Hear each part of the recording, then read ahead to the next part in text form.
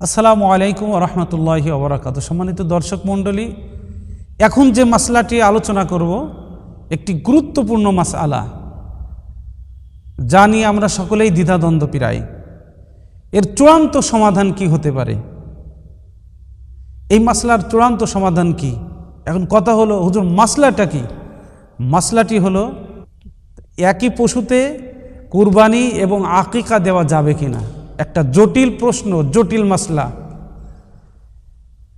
এর আলোচনা পর্যালোচনা অনেক। সম্মানিত সুধী, সারসংক্ষেপ কথা হলো যে কোনো স্কলার, কোনো ইমামগণ বলছেন যে একই পশুতে কুরবানি এবং আকিকা দেওয়া যাবে। তাদের দলিলের সারমর্ম কিছুটা এমন: কুরবানির উদ্দেশ্য হলো ইহরাকুদ্দাম লিওয়াজহিল্লাহ, আল্লাহ তাআলা সন্তুষ্টির জন্য পশুকে জবাই করা। ঠিক আকিকার উদ্দেশ্যও হলো আল্লাহর সন্তুষ্টির জন্য পশুকে জবাই দেওয়া। অনেক সময় হাদিসের মধ্যেও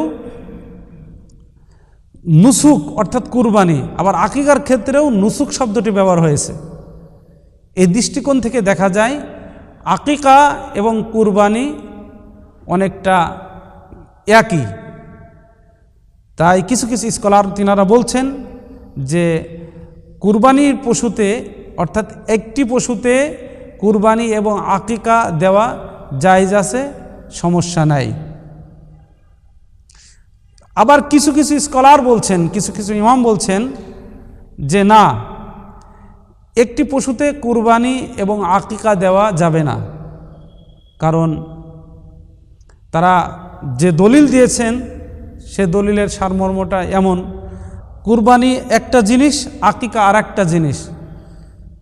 তাই বেটার হবে, উত্তম হবে আলাদা পশুতে আকিকা দেওয়া, আলাদা পশুতে কুরবানি দেওয়া।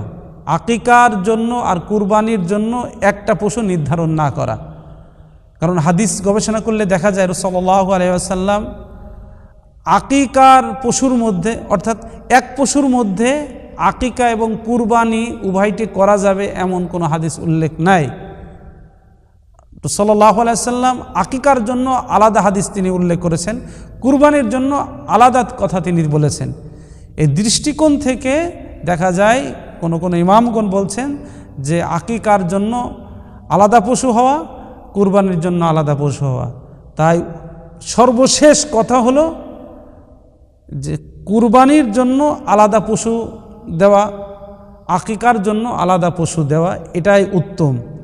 এক পশুতে আকিকা এবং কুরবানি না দেওয়াটাই ভালো।